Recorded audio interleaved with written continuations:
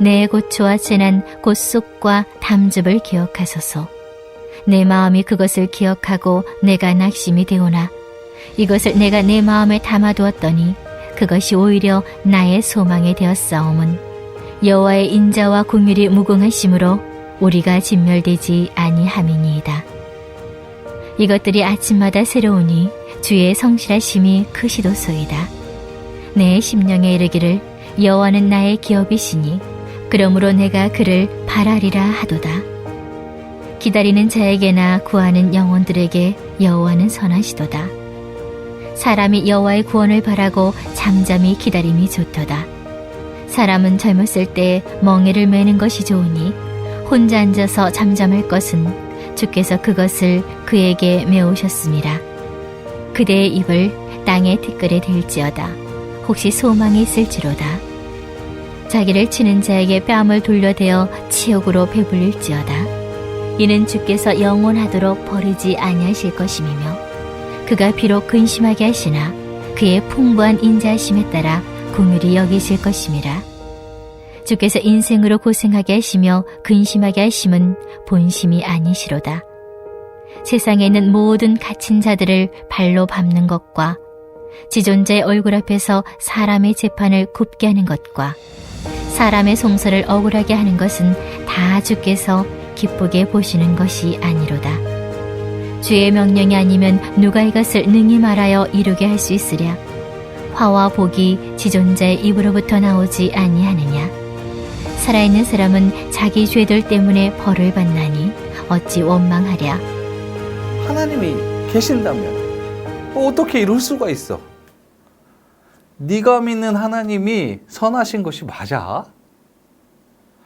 우리가 세상을 살면서요, 경험하는 이 많은 어려운 순간 속에요, 우리는 이 믿지 않는 분들로부터 이런 이야기 많이 들어야 돼요. 많이 듣고 있지요.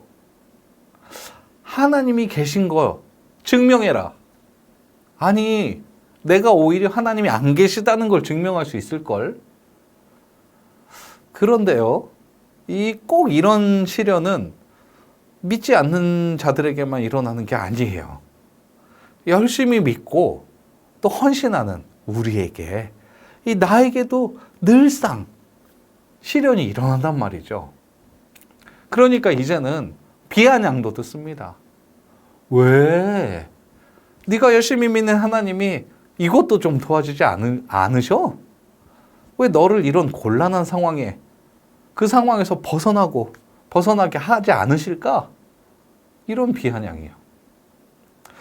오늘 본문이 속해 있는 이 예레미야 애가의 배경도 이와 같습니다.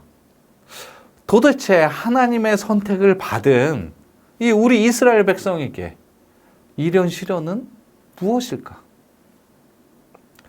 요한일서 4장 8절에 보시면요, 이 하나님에 대해서 이렇게 정의합니다. 하나님은 사랑이다. 우리가요, 이 성경을 이해할 때요, 이 보물 상자를 열어야 할 때 이 필요한 열쇠가 있다면 성경이 열리는 이 핵심 키 워드가 있다면 그건 사랑입니다. 사랑 때문이라는 전제로 이 성경 말씀을 살펴보는 거죠. 물론요, 우리 인생을 살펴볼 때도 마찬가지입니다. 우리가 믿는 하나님은 사랑이다. 사랑의 관점에서 이 삶의 타임라인을 쪼개서 봅니다.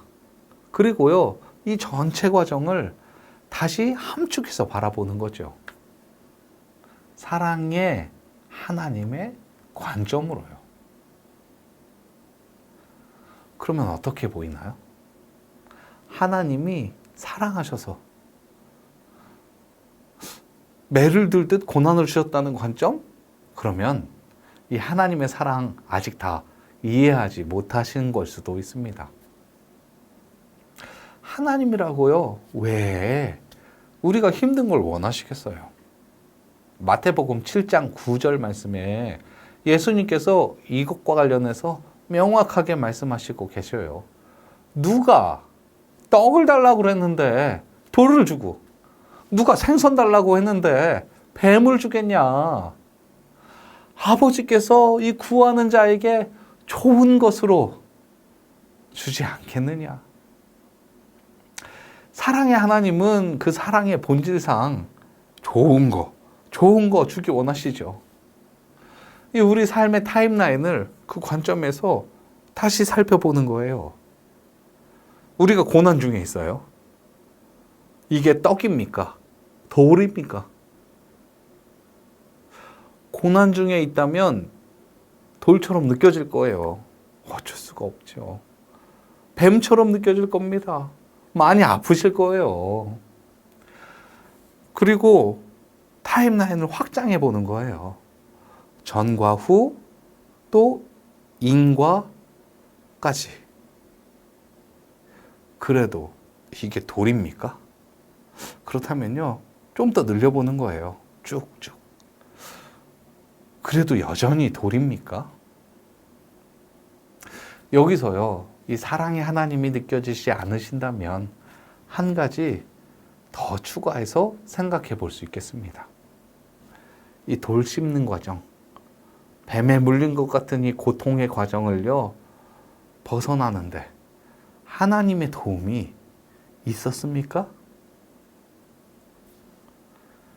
여기까지 내 인생에 하나님의 사랑이, 하나님의 은혜가 빼곡히 자리 잡고 있었구나 고백할 수 있으면 네, 정말 다행입니다. 너무 감사합니다. 받은 복을 세어보니까 이미 차고 넘친다는 거 알게 되었으니까요. 그러면요, 이제 이 현재의 그리고 미래의 고난은 너끈히 이겨낼 믿음이 있습니다. 힘이 생기는 거죠. 받은 복 세어보면서. 하지만요, 아직 잘 모르겠는 분도 여전히 계실 수 있습니다. 그런 분들을 위한 말씀의 해답이 바로 오늘 본문에 있는 거죠. 하나님의 속마음을 은밀하게 드러내는 부분인데요. 3장 32절에 그가 비록 근심하게 하시나 그의 풍부한 인자하심에 따라 긍휼히 여기실 것임이라. 하나님의 사랑을 충분히 이해하고 있는 분이라면요, 여기서 그가 비록 근심하게 하시나, 이 말씀을 이 하나님이 근심하게 만들었다로 해석할 수 없어요. 근심하게 만든 것이 아니라 이 근심의 상황을 허락하셨다로 보아야 되는 거죠. 이어서 비록 허락하셨지만요, 그 풍부한 인자하심에 따라 긍휼히 여기실 것입니다. 사랑의 하나님이 여러 상황 가운데 이 피할 길을 내어주신다는 것입니다. 허락은 하셨지만 그대로 보고 계시지 않는다는 거죠.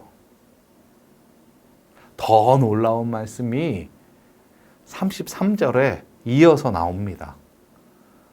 주께서 인생으로 고생하게 하시며 근심하게 하심은 본심이 아니시로다. 아니야. 나도 네가 고난받는 걸 원치 않아. 나도 마음이 너무 아프다. 내 본심은 네가 고난받는 데 있지 않아. 바로 예수님의 말씀과 일맥상통하는 말씀이죠. 누가 떡을 달라고 그랬는데 돌을 주겠냐? 누가 생선 달라고 했는데 뱀을 주겠냐? 자, 우리는 이 말씀을 통해서요, 이 하나님의 본심을 통해서요, 이 우리의 상황을 다시 볼 수 있는 거예요. 우리의 타임라인을요. 떡입니까? 돌입니까? 아무리 생각해도 여전히 돌이라고요. 그러면요, 과연 언제까지 이 돌이겠습니까? 하나님도, 하나님 아버지도 이게 돌인 걸 원치 않으시는데도요. 떡을 주길 원하시는데도요. 우리는 우리의 신앙의 삶을 통해서 대답할 수 있어야 돼요. 하나님은 계십니까? 라는 질문에 네, 계십니다. 어떻게 증명할 수 있나요? 네, 제 삶을 통해 증명해낼 수 있습니다. 네, 이렇게 지질이 궁상맞아 보이는데도요? 그런데도 하나님이 계시다는 걸 증명한다고요?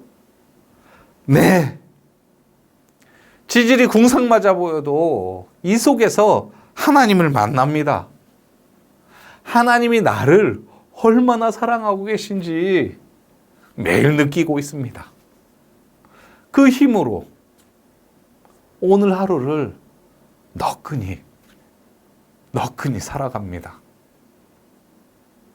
그 하나님의 사랑이 내일도 나에게 충분히 부어주실 겁니다. 라고 고백하는 거죠.